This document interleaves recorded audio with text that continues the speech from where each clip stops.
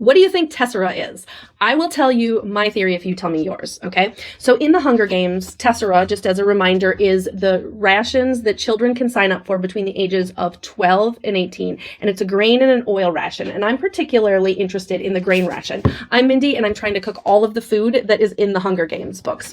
So if we think about this, what tesserae needs to do, I mean, from a functional standpoint, from the Capitol's perspective, tesserae is there to keep their slaves, basically, their district workers, to keep them fed well enough that they can go off and work.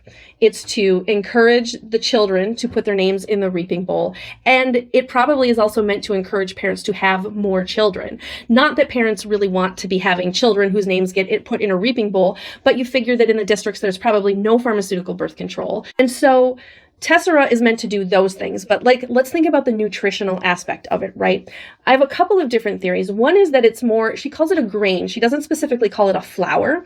So it could be more like an oatmeal sort of thing. But I think, thinking from the perspective of the Capitol, right? They view the people who live in the districts, especially earlier, you know, we're thinking about the 10th Hunger Games, the Ballad of Songbirds and Snakes. They treat the children who got reaped as livestock, transporting them to the Capitol in cattle cars, right?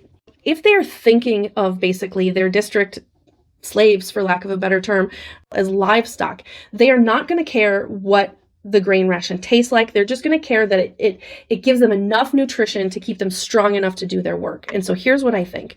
When you make wheat, when you mill flour, you have byproducts. You have wheat bran, you have wheat germ. And these are, you know, byproducts of the flour making process.